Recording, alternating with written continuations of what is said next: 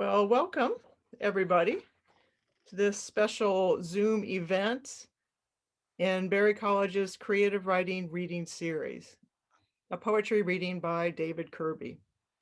This afternoon's reading is sponsored by the Georgia Poetry Circuit and Berry College. For those Berry College students here, for cultural events credit, we'll post a link during the Q&A following the reading, which will take you to a short survey to complete within 24 hours. It's my pleasure now to introduce poet, critic, and scholar David Kirby.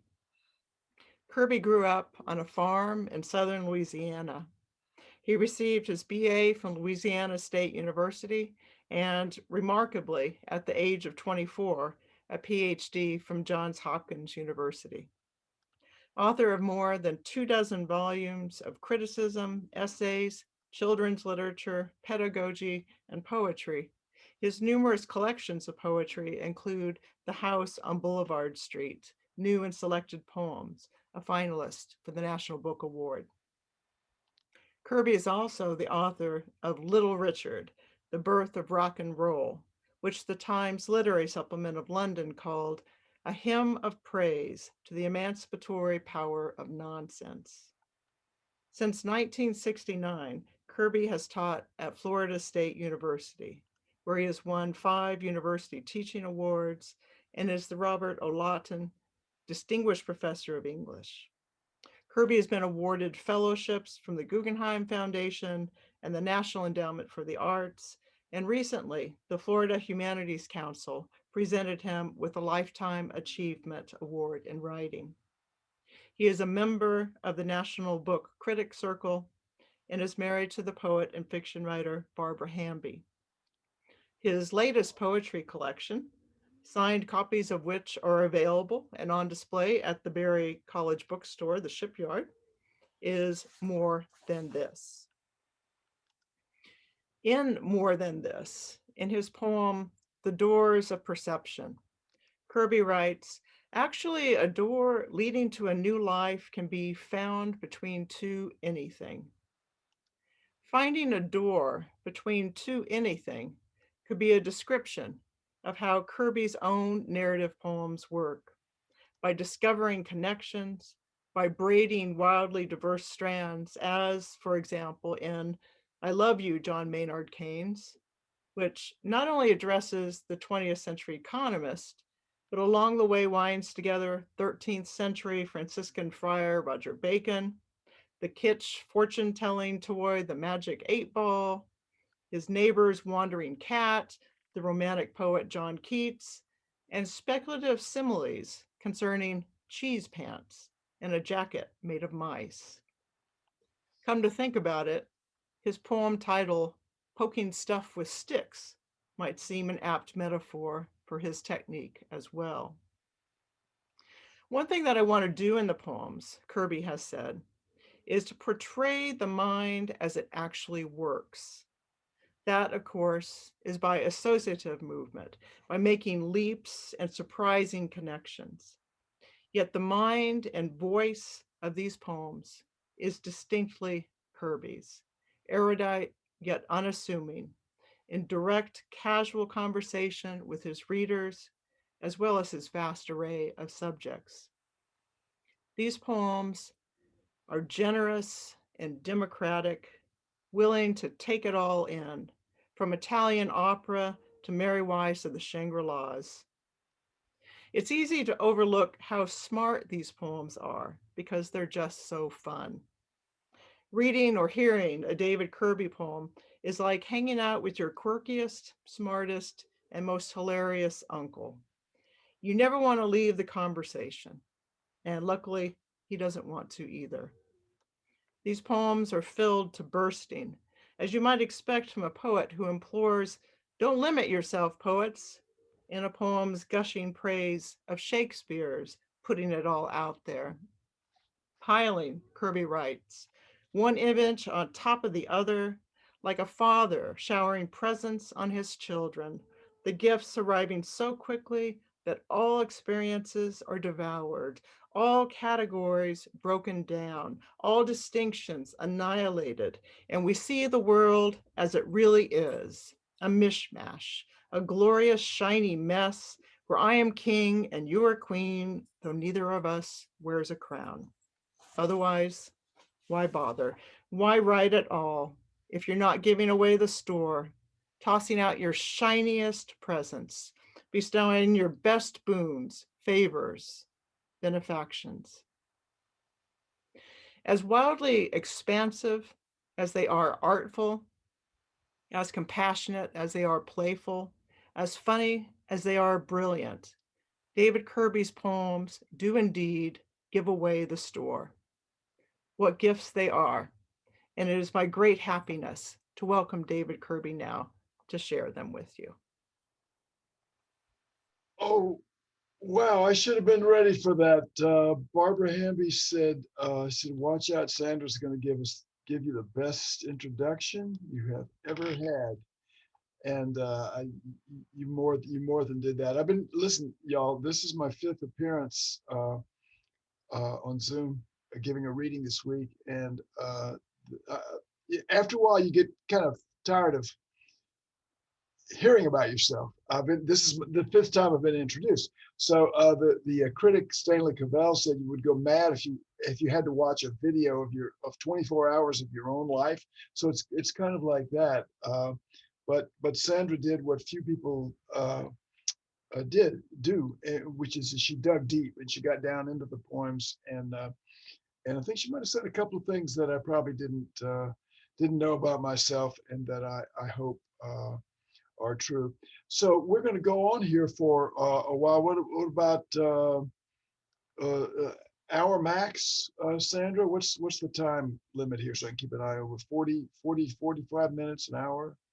Yeah, like we'd like to finish around an hour. So if you want to read 45 minutes and then have some Q&A, that would be great. Yeah, I'll get going. What I'll do is the kind of the death of showbiz is when somebody does their thing and they say, okay, I'll take questions. And you never know when the last question is. You're always up there saying, any more? Anyone else? Anybody have a question? And the people are like, picking up their sandwich wrappers and their purses and sports bags, and the whole thing just kind of, it's like a lawn Santa with the air leaking out of it, and it collapses and just doesn't look good. So what I'm going to do is I'll read a little fistful of poems here and show you a thing or two, and maybe we can talk back and forth, and then I'll stop and I'll do the Q&A, and then I'll read one more poem, so to kind of end with a little noise and a little bit of fireworks. Let me show you one thing here, though. Sandra was introducing me. We did an extended Q&A this afternoon, and talked a lot about reinvention and staying fresh, and doing things differently as you go, because after a while, you could just bore yourself to tears if you just do every song in the key of G. So I often get asked for a headshot, photo of just me for a magazine or a book cover or a poster for an appearance or something like that. So recently, somebody asked me for a headshot. Let me see if I can share this here. And I said, sure. And I sent them this one. Can you see that? Cute little all-American boy. That's me. That's little Dave, with a probably looks like a single shot 22 or something like that. And because, as Sandra said, I did grow up on a farm. I was a good shot. My mother was a superb shot, and she taught me a lot of things. But she taught me how to shoot a snake out of a tree. And she actually gave me 10 cents a piece to shoot cottonmouth moccasins that menaced our sheep and our horses. So I monetized my practice, and I did that. So I sent this magazine, said, send us a headshot. I sent it off, and but 15 minutes later, they said, and I said, what do you mean, And they said, nah, they said, rubs us the wrong way. I said, what do you mean? They said, well, given the climate of the times, it's just not the right thing. And just how about just a standard thing with you cheesing away at the camera? And I said, well, look, it's your magazine, so I sent them something else. But it occurs to me, and so I don't mind telling you uh, that being a marksman and being a poet do have a couple of things in common. I think everything I learned about shooting from my mom, I could employ in my poetic practice as well, because you do want to take your time. You do want to be patient. You want to manage your breath. You want to make sure you're looking in the right direction and you're doing something that will be good for you. You shoot the cottonmouth moccasin and save the horse's life, and you certainly don't want to do any harm to anybody. The main thing is you want to hit the target. We talked a lot about different strategies that we use to hit the target today. So anyway, that was honest little all American little boy Dave showing you how to blast the head off of a snake, and no one will ever see that photo except you Berry College Vikings, because it has been forbidden by the magazine, because it's anybody could tell how bloodthirsty that innocent little boy was. Listen, Valentine's Day is coming up, so I figured I'd read some love poems. And if you like these poems, take them. I won't know. Nobody else will. And unless your sweetie pie is here tonight, you can just copy and paste these things and change the names and change the pronouns. And best of luck to you. We talked a lot about stealing today too, and how poets steal from here and there. So if poets steal, why shouldn't readers steal from poets? I'm going to start off with a poem called 17 Ways from Tuesday. It's from this book here, House on Boulevard Street, which is the only book you can judge by its cover, because it's got me on it, and that's how you know that it's mine.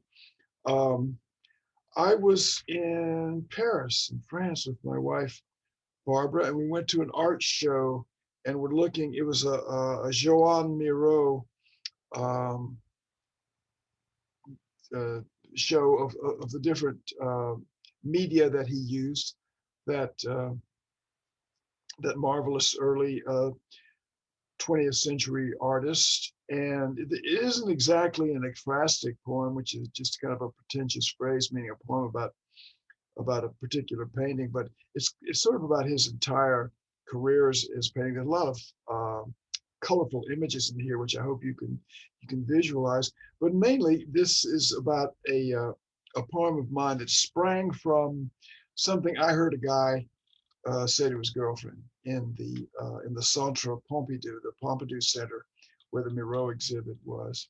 So it's called 17 Ways from Tuesday.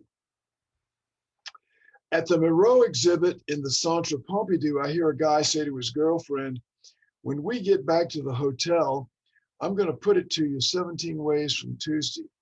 And I think, now, what does that mean exactly? I know what it is, but why that number and that day? Also, what is it about art that makes people so happy? It's probably 17 because that's a funny number, as the comedians will tell you. 1 through 6 aren't, 7 through 12 are, 13 through 16 are duds, and anything from 17 on is funny again. And when you're trying to get sexy with somebody, it's probably a good idea to suggest not slapstick or parody or satire, or certainly not farce, travesty, caricature, burlesque, opera, buffa, buffoonery, miming, squibbing, lampooning, or hudibrastics, especially not hudibrastics, but instead good humor, or better, a good nature, that is, a tender one. As for the day of the week, that's easy. You rest on Sunday, you take care of the first part of the week's work on Monday, so you can start thinking about your fun from Tuesday forward. And now there are only 4 days left for that, but you being you won't offer that special someone you share all your fun with a mere 4 choices, but the square of 4 plus 1.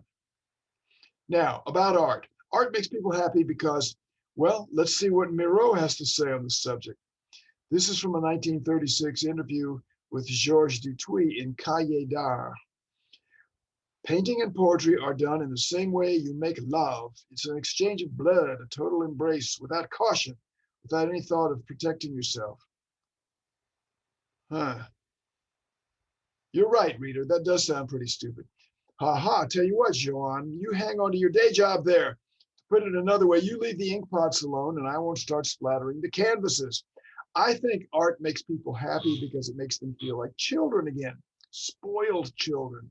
Even though we're tiny and penniless and half their size, the grown-ups are going to do everything they can to please us. Look, here's a room full of paintings, a 2.5-hour movie, a book as thick as a mid-sized city's telephone directory, and there's more on the way. Later, I see the young lovers in the museum cafeteria, and they seem brutish, distant from one another. I wonder if he has followed up on his original playful proposition with something less playful and more manlike, that is, doggy. If so, then he should make short work of his blanquette de veau avec sauce béchamel and maybe reach over and finish off the cocoa Riesling she has barely touched and coax her into returning with him to the exhibit. For Miro at his best, that is, when painting, not writing, is childlike, fastening wire or feathers to paper and connecting them into busy little villages with a single freehand line, or daubing in great balloons of color that threaten to burst from the frame, or concocting entire universes of bugs and dunce caps and yin-yang symbols, and leering pollywogs and big namers, buttery doodads that seem to be part of a strange dream. Yeah, but a fun dream, not a disturbing one.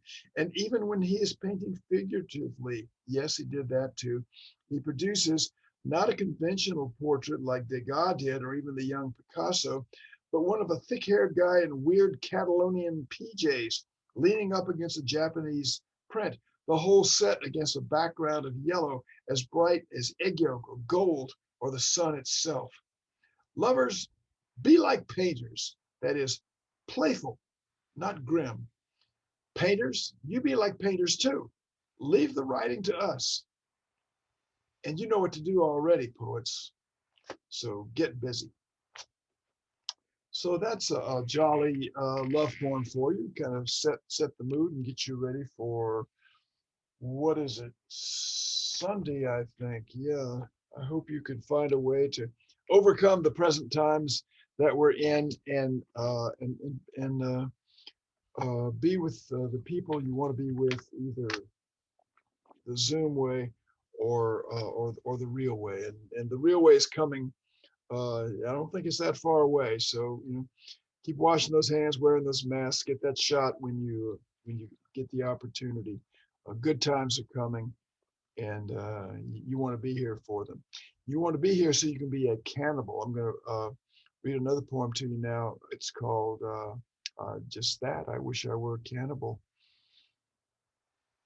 I wish I were a cannibal, because if I were a cannibal, I could cook you and put you on a plate and eat you up, but I'd be a magic cannibal.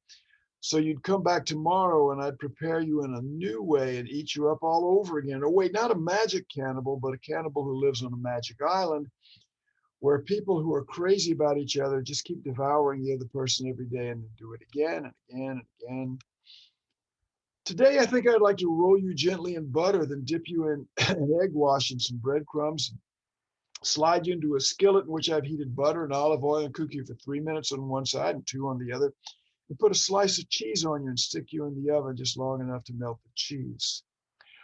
I'd like to make a carrot souffle out of you, or a sandwich, but not just any sandwich, one of those jumbo hot dogs the Chileans call a completo, and for good reason, because it's slathered in tomato and pickle and guacamole and mayonnaise and sauerkraut and whatever else you want to put on it. A completo has to have a lot of toppings on it, or else it's not completo.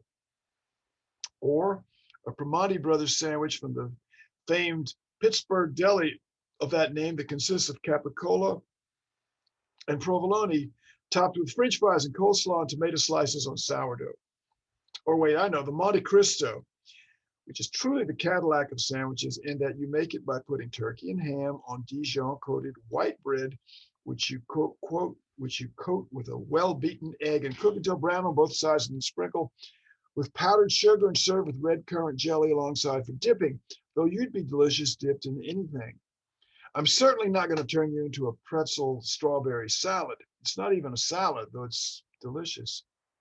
I'd like to smother you, by which I mean not put a pillow over your face, but first make a roux and add onion and celery and garlic and chicken broth, and then immerse you and cook you on the lowest heat possible until you emerge tender. Tender. Listen to me. How could you possibly be more tender than you are now, or sweeter? Notice that I haven't mentioned dessert. Why would I? You're sweeter than 10 desserts, 100. If I eat you and dessert both, I couldn't eat anything for the next 3 days except insulin lollipops. I wish you were a shot of whiskey so I could toss you down my throat, or a bottle of beer so I could chug you on a hot day, or a glass of Montepulciano d'Abruzzo so I could sip you slowly in the presence of one of the yummy dishes I've described above, even though that means I'd be consuming you twice, which, come to think of it, is not the worst idea I've had lately. I wish you were a cigar so I could stick one end of you in my mouth and light the other. I wish I were a cigar as well so we could both go up and smoke. Let's send smoke signals to everyone on the mainland. We'll tell all the other lovers to join us. Bring your toques, lovers. Or should it just be us? Romantic dinner for two, or Bruegel-esque banquet with dogs and children and big thick-bodied Dutch peasant types larking about to the tune of a drum and pipe band. And dice, of course. Peasants love to gamble. Who doesn't? Why, the first time I saw you, you were doubling down at the blackjack table, and I myself am hardly averse to a hand of baccarat or chemin de fer. Did you hear that? Dinner bell. I think I'll marinate you for 2 hours or maybe overnight in lemon and garlic and thyme, and that's it. That poem just doesn't end. There's no period there. It just kind of snaps off in the middle because the process never ends. The cooking never ends. The love never ends. So we go from casseroles and sandwiches and sweetheart etouffee to desserts and fine wines and cigars, and gambling and dancing. And if that's not enough to float your Valentine boat, I don't know what else is. So yeah, these things are kind of long and kind of busy, full of fireworks. One thing I've always wanted my poems to be, not all my poems all the time, but generally speaking, is I've wanted them to be action packed. I grew up in these old school Western movies, guys, shooting people out of the saddle 100 yards away. And there I go back to being bloodthirsty again, but not really, because I translated all that into my poetic process, because I think that poems should be action packed. I think they should have a lot going on, and you should see people leaping over buildings and tall buildings with a single bound, and whatever else they can do. That said, the last thing I want to do is just keep plagiarizing myself. So I've always done this a little bit, but a couple of years ago, I made an especially concerted effort to learn from other people, because it's, Sandra will tell you this, anybody will, that when you do something well, you kind of think, well, I'll just keep doing something well. I'm going to, I do this thing, and then a food pellet runs down the tube, and you go chomp, and you get your reward. And so, it's kind of natural to just keep doing it over and over again. But I noticed a few years back that some poets that I just loved to pieces, I had kind of lost their glow for me, and I was trying to figure out why that could be. So what I did was, went back and read half a dozen or 20 poems by my favorite poets, recent poems. I realized they were still good poems, but they were still the same good poem over and over again. So it's not like I went to the library to do research, but I became more open to the poets who moved me as I stumbled across them. For instance, I had a little spell 3 years ago of reading some Frank O'Hara poems. And I thought, this guy is good. This guy gets away with a lot of stuff because he's so exuberant that he makes mistakes, and he has sentence fragments, and he has abbreviations and advertising language in the middle of his poems, and weird disjunctive stanzas that snap off in the middle and shoot across the page. But he gets away with it because he's so exuberant. So I decided to kind of up my game and and uh, and kind of deliberately allow myself to make more goofy mistakes, because if somebody is in front of you and they're really kind of laughing and falling all over themselves and are goofy, but are just making you enjoy them and enjoying yourself and enjoying your life so much, you let them get away with anything. So I wrote some Frank O'Hara's, wrote some Jack Gilbert poems that looked very much like poems by Jack Gilbert, who's a wonderful poet to learn from. And then, of course, I kept writing the same kind of poems, pretty much like the ones that I started off with there. But I recently came across a poet. Now, write her name down, but don't leave this page or it'll hurt my feelings. It's bad manners. But what I want to do is find a poem to show to you here. Let's see, click on that, click on this. Yeah, I think I see it there. So what I'm going to do is show you a poem that's written in the manner of, I was about to say she's an Australian poet. She might be an Australian or a New Zealand poet. Anyway, she's from down under, and her name is Hera Lindsay Bird. Hera like the goddess, Hera, Lindsay like Lindsay, and then Bird like the creature with feathers on it. And she's so funny and so inventive, and has a format that's very different from mine.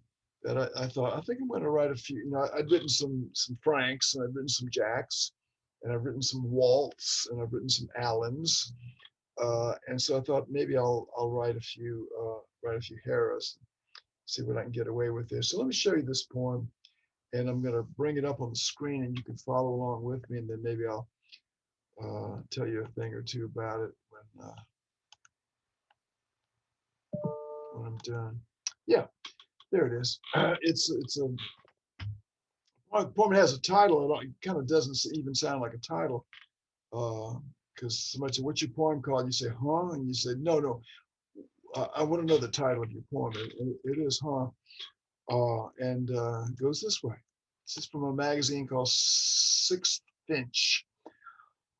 I'm pretty sure you're crazy about me, though how would I know? Sometimes I say I'm crazy about you, and you jump on me like a mountain lion.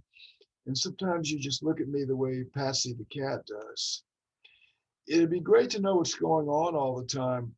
When my nephew delivered pizzas, I was afraid he'd get robbed. But he said, "Don't worry, Uncle Dave. We have a system. If somebody calls and starts to order and a flag pops up, we say, 'Sorry, man, can't do it. You robbed us last time.'"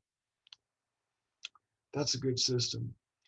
Scientists say there's a huh in every language, but I love you so much that if I didn't know you and you came up to me in the park and you asked me to sign the solar energy petition, and I asked you if it was the real solar energy petition or the bogus one, and you said it was the bogus one, I'd sign it anyway. Sometimes figuring out what other people mean makes me concentrate so hard that I think my brain is going to melt and leak out my ears, though that's not a problem with you because you're not only pretty but smart. There's no need for a didgeridoo in our relationship. You know the way there's a didgeridoo in every Australian movie. They always put a didgeridoo in there so you'll know the movie is set in Australia. At the neighborhood picnic, Erica Clark is stirring her three-bean salad and saying, "Nobody ever eats this. I love you so much I would eat Erica Clark's three-bean salad for you." I love you because there's no difference between Tampa Red and Rosso Fiorentino, since Rosso means red in Italian. I love you because that Coleridge joined the army under a false name to escape his creditors and mustered out after his Creditors stopped looking for him, though you have to admit the rhyme of the ancient doughboy has a certain swing to it. I love you because you have the same cells and genes and biology as everyone else, but yours are always switched on. Life with you is a vacation. Life with you is an alpine resort, but we don't have to ski if we don't want to. Life with you is a lake vacation. Look, there's an alligator. Oh, look, the alligator's got Patsy the cat in its jaws. Didn't I tell you we shouldn't bring Patsy? I'm going to stick my hands in the alligator's mouth and pry its jaws apart. There goes Patsy without so much as a backwards glance at the me who has saved her. I bet you know how to play the ocarina. I bet if you told me you hated me, but you played the ocarina, you played so well that a major ocarina promoter would sign you to a world tour that would have you playing to rapt audiences in Paris, Osaka, Copenhagen. The Pope himself will sneak out of the Vatican to hear you play.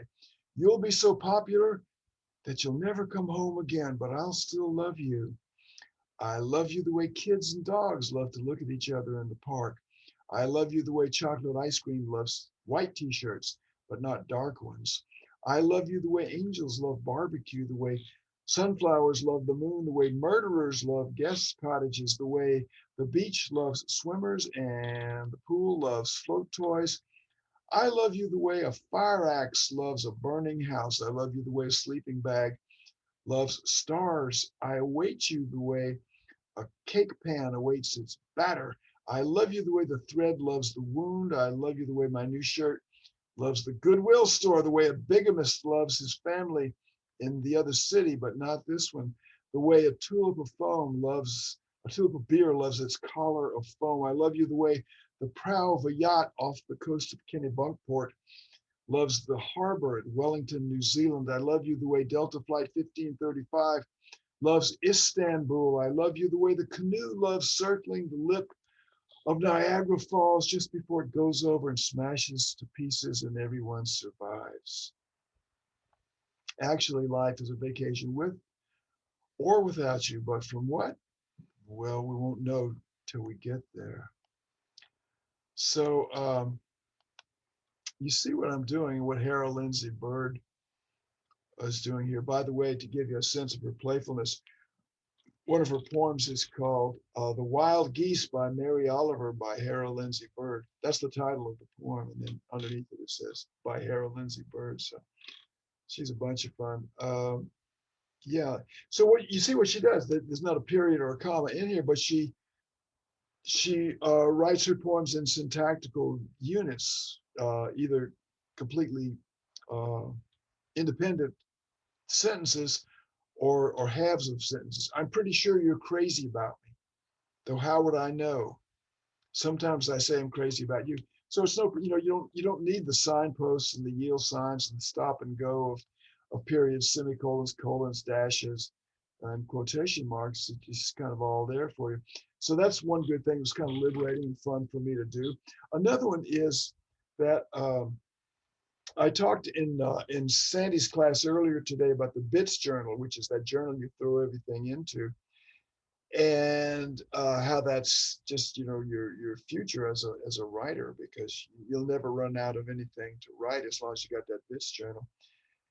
And one thing I liked about this style of writing was that I was just able to turn my Bits journal upside down like a paper sack and just dump everything out of it. And it just really emptied the Bits journal. So I started off with this wonderful story that my nephew told me when he worked at Hungry Howie's, and people would call up and say, "Hey man, I want a large pepperoni," and a little red flag would pop up, and he'd say, "I'm sorry, sir, we can't do that. You robbed us last time." And the guy said, "Okay, I'll call Pizza Hut." You know, no harm, no foul. Everybody was satisfied. The pizza people stayed safe, and the idiot didn't get his pile. Oh, I guess he got it from somewhere. The same thing with the solar energy petition. You have to watch. Those people stop you outside of Walmart or the grocery store, and they hand you a petition on a clipboard, and they say, "This is to fund the Children's Services Council." and you automatically kind of want to sign it because don't you think the Children's Services Council should be well funded so they can supply services to children? But then if you get down into the language of the petition, you'll find out that what it is something to take money away from children and allow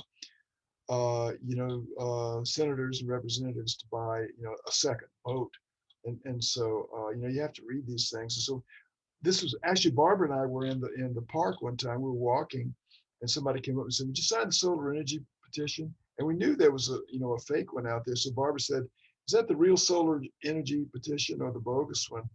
And the woman looked at her clipboard. She said, "I think it's the bogus one." And Barbara said, "Well, maybe not this time." She said, "Okay, have a nice day." So, Erica Clark is my neighbor. She made this horrible three bean salad. The didgeridoo, of course, is that long tube-like instrument that goes. They always have it it's an Aboriginal instrument. They always have it in Australian movies, so that's there.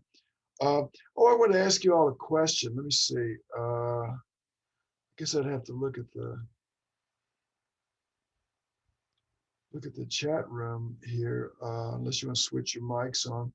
I'm kind of hesitating over this line of the Coleridge stanza, though you have to admit the rhyme of the ancient doughboy has a certain swing to it. I am not, now that I see it, now that it's too late, now that the poem is in print, I'm not sure about that word swing.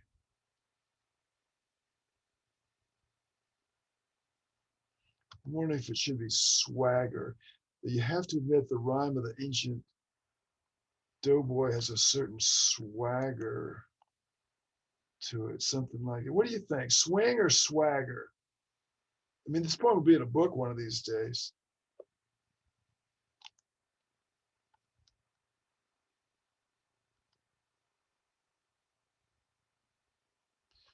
Let's see some votes. Like I say, I hear swagger.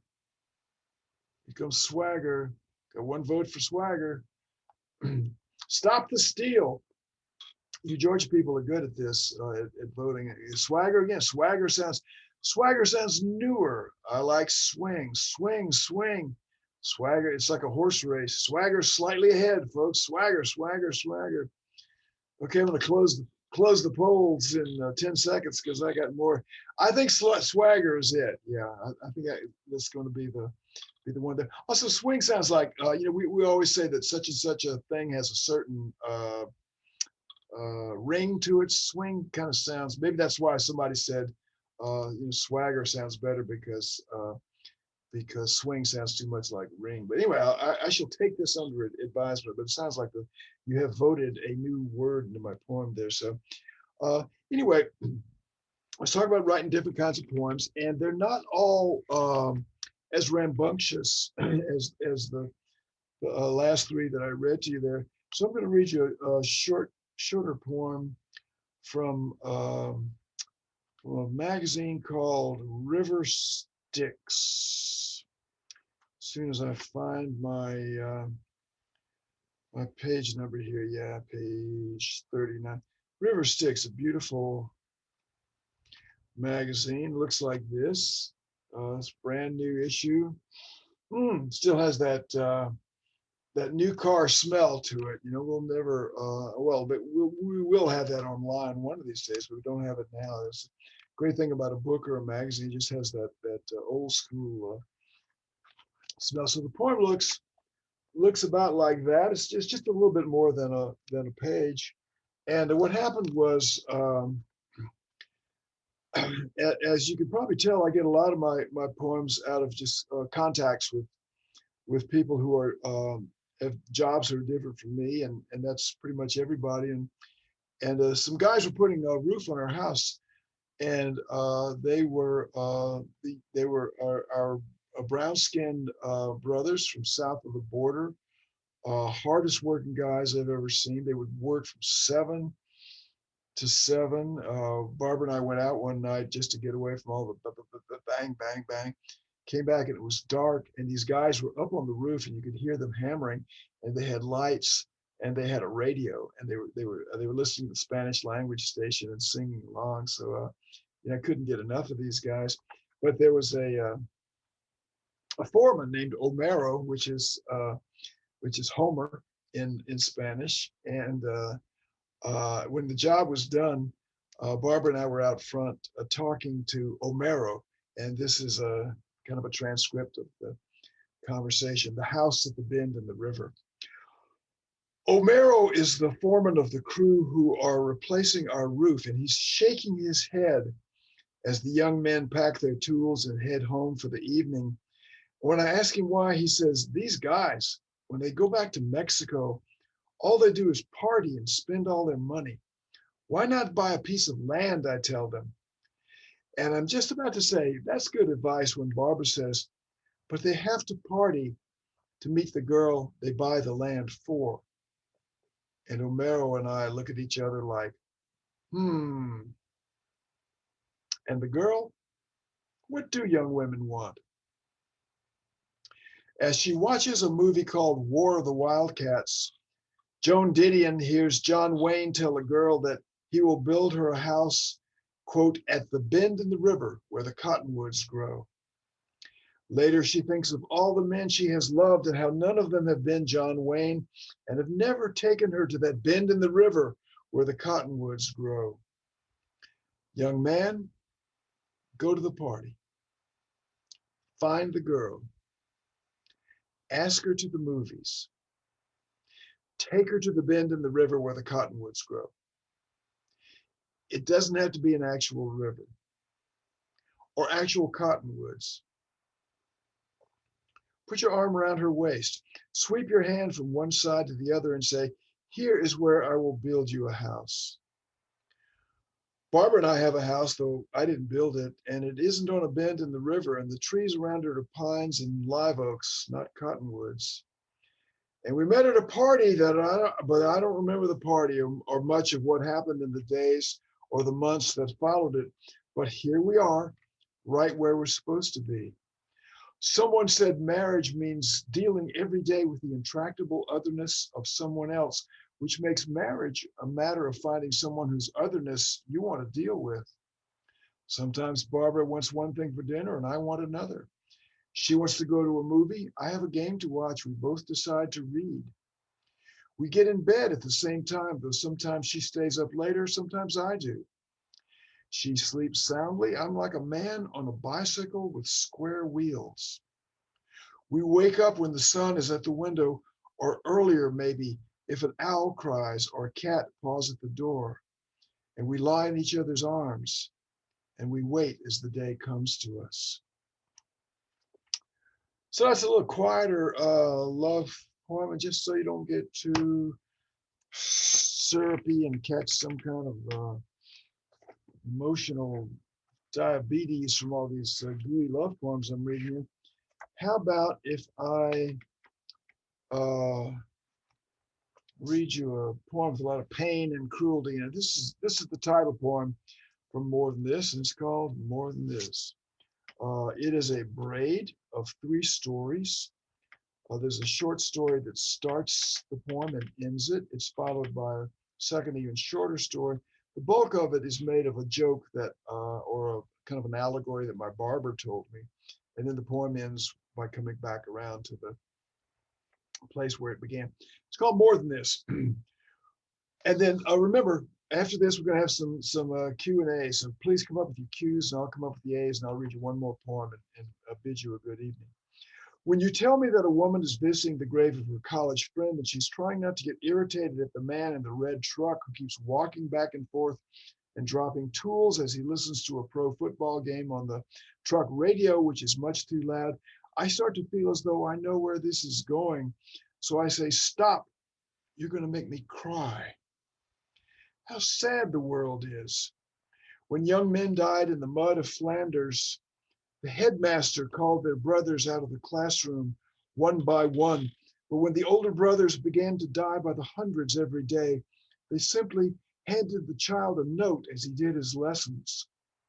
Though at night the halls were filled with the sound of schoolboys sobbing for the dead, young men only slightly older than themselves. Yet the world's beauty breaks our hearts as well. The old cowboy is riding along and he looks down at his dog and He realizes she died a long time ago and that his horse did as well. And this makes him wonder if he is dead too. And as he's thinking this, he comes to a big shiny gate that opens onto a golden highway.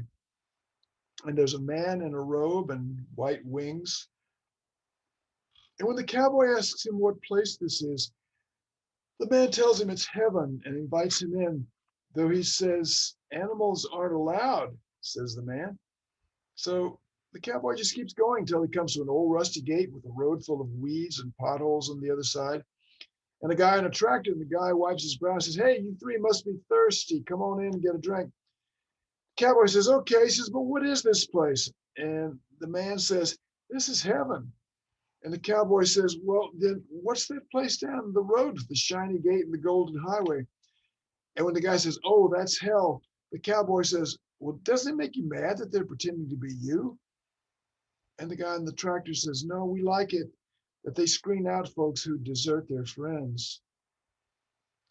You tell me your friend can't take it anymore. And she turns to confront the man who's making all the noise in that cemetery to beg him to leave her alone with her grief. And that's when she sees that he's been putting up a Christmas tree on his son's grave and that he's grieving too, but in his own way. One that is not better or worse than the woman's, just different. The kind of grief that says, this world is so beautiful that it will give you no peace. So that's More Than This from More Than This by David Kirby, which is me. And those are the poems I wanted to start off with. That's the bulk of the reading. And I would now like to hear some Q's and A's. I see there's a groovy little function I can click on here. Swing, swing, swagger. What was the first poem that made you want to be a poet? You know, I I don't know, Ayana. I guess it was a poem that I wrote myself because, like you and like everybody else, I started writing poems and then found out that I was kind of, not getting anywhere with it after a while. So I thought maybe I better read a few poems. So I began to read poems by other people. But the poems that I wrote first were poems for my mother. It took us forever to find out, but my mother was just as deaf as she can be. But like a lot of people, she was vain, and so nobody knew we was there. We just thought that she was, annoyed with us and didn't want to talk to us most of the time. So my mother was a little bit, she was a loving woman, but she was a little bit removed and distant. So I wrote poems for her, and then I began to read other poems. I'll tell you one poem. Don't go look it up right now because that's bad manners. Stick around. We'll just be here another 15 or 20 minutes more. But it was a poem called "The Highwayman" by a poet named Alfred Noyes, which is about a, a, a, a highwayman, a rough scoundrel, a robber who loved the innkeeper's daughter, and he's a bad man, and we're not supposed to like him because he's a robber. But then the British soldiers come to get him, and we immediately, shift our allegiances from from the crown and the government to the robber because everybody's against government interference with your own God-given right to hold up other people and also woo the innkeeper's daughter. It's a very exciting kind of clip clop noise with a driving rhythm. So that's probably one of the first ones that made me want to write poems, and I didn't even think about that till you asked me that question. So thank you. It's an action-packed poem, as I said. I wouldn't mind to be. So that means it probably had some kind of effect on me. Abby says, how do you put together so many ideas and make it fit around one theme? Do you start writing and see where your thoughts take you? The answer to that is yes. Next question. No. Do you start writing and see where your thoughts take you? Yes, I do. These days, I think it's almost necessary. Sandy, am I right? When people talk about their poems or their book of poems, they'll say, well, I write poems about toxic masculinity, or my poems are meant to redress the inequity of the income gap in the states and in the world at large, or These are poems about gender identity, and everybody is about something, and good for them. We need to people to be taking strong philosophical and political stances. But from my point of view, just call me Cindy Lauper.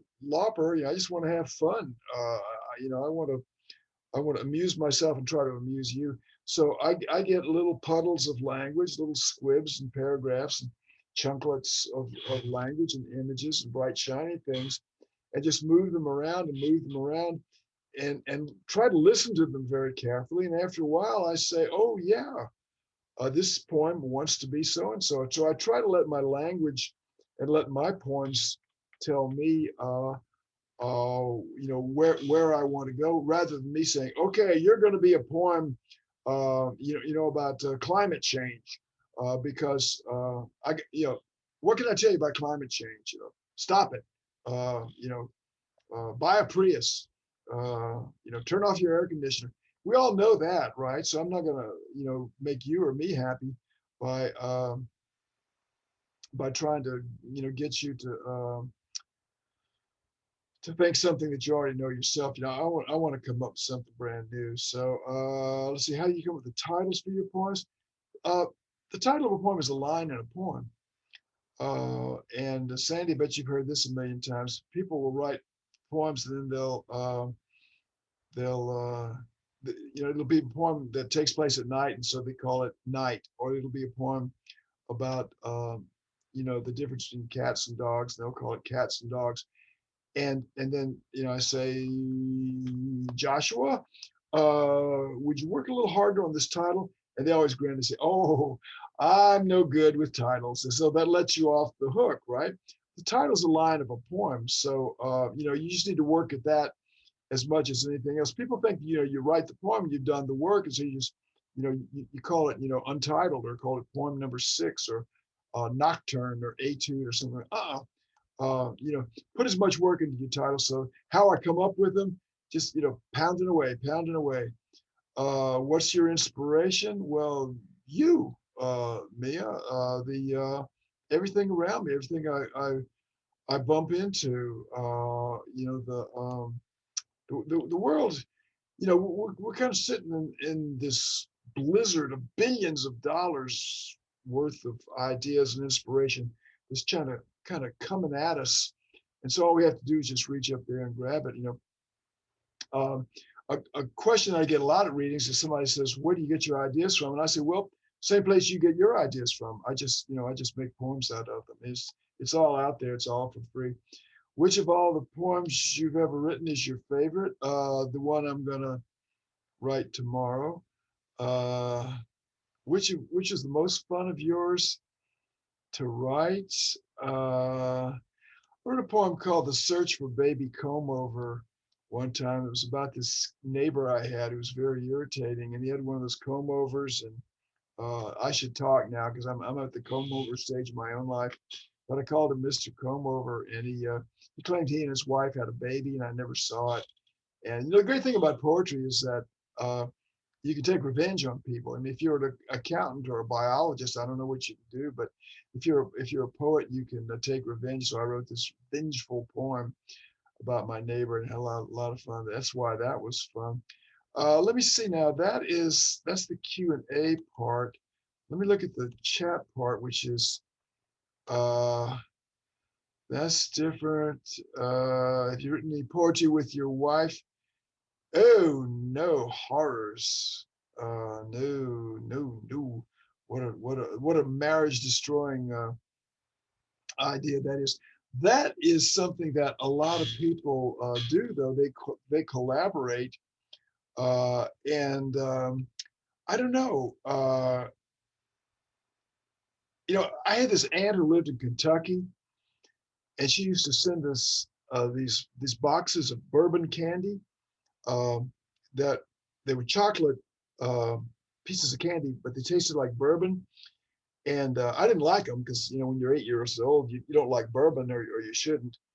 But, my father, we would always get these things every year, and he would just throw it out because he said, he says if it's bad bourbon, it ruins the chocolate, and if it's bad chocolate, it ruins the bourbon. So you end up with something that's kind of a hybrid that's not worth putting your time into. So Barbara is a really incandescent poet. She's actually a better poet than I am, but now I can say that towards the end of my reading. You should have her next time around. But yeah, so she's doing her thing, I'm doing mine, and we did write a play together one time. We wrote a play and submitted it to the Nantucket Short Play Festival, and it won. So we flew. We actually flew. It's called Mrs. Kaneshiro Sees God. So we flew up to Nantucket for the world premiere of Mrs. Kaneshiro Sees God, and in the Q&A following that, um, somebody said, "Oh, what's your next play?" And Barbara and I looked at each other and said, "No next play."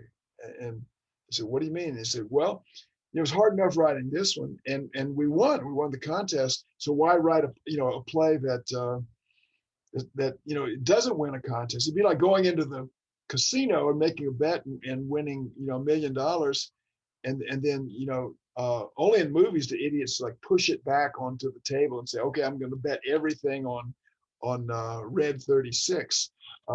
Just take the money and run. So that's what we did there. I like turning my ditch journal. Does that mean bits journal? Bits journal upside down, not needing to search. Yes, yes, Meredith. Yes, my book of The Cows Are Going to Paris. Oh, she's got a 4 to 3-year-old. Man, these things happen, don't they? If you don't watch these kids, they'll grow up and get married on you. Is there a survey? Can I fill it out on myself? I'm going to fill it out. I'm going to fill it out on myself. Yeah, I give myself 5 stars out of 10. Okay, sure. It says. Okay, well, I'll do that later. But I think we might be there. I think that's kind of about it, because I need to get you. I wish I could say I wish I could feel as though I was honestly sending you out to the flesh pots of Rome.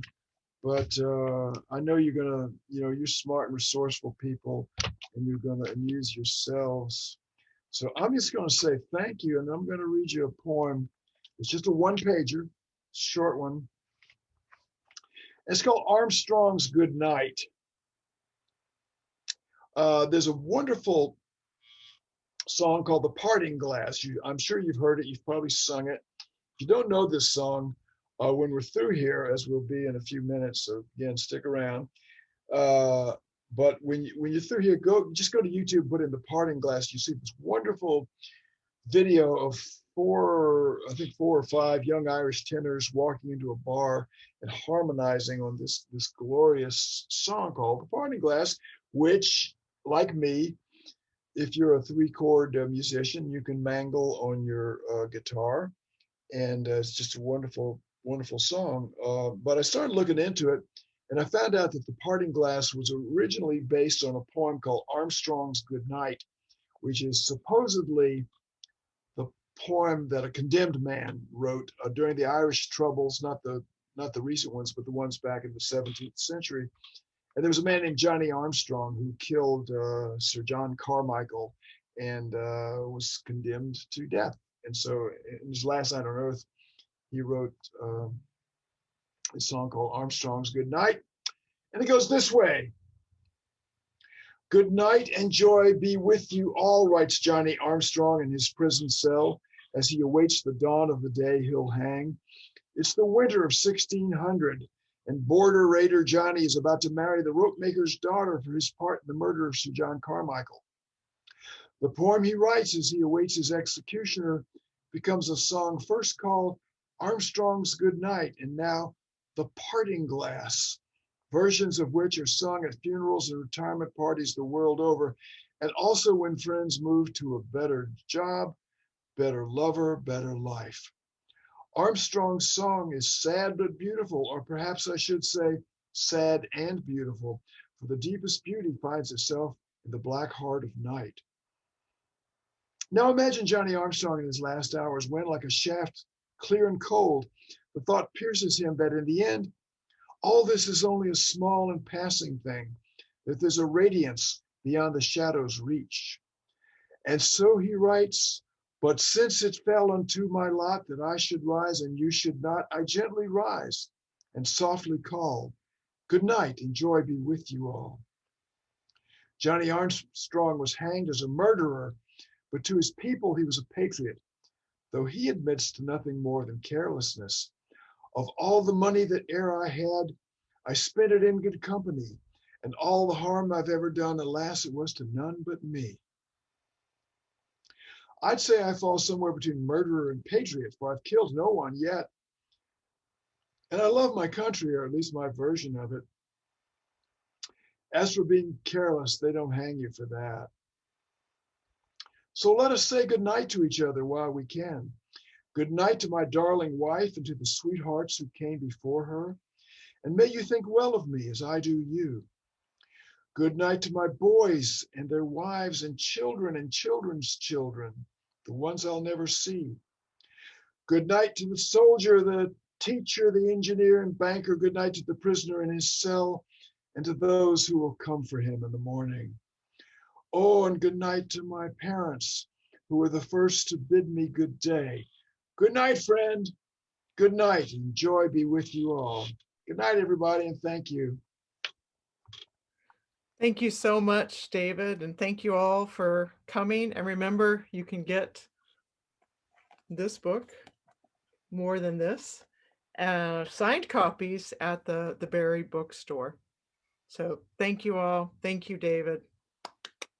See you, everybody. Bye.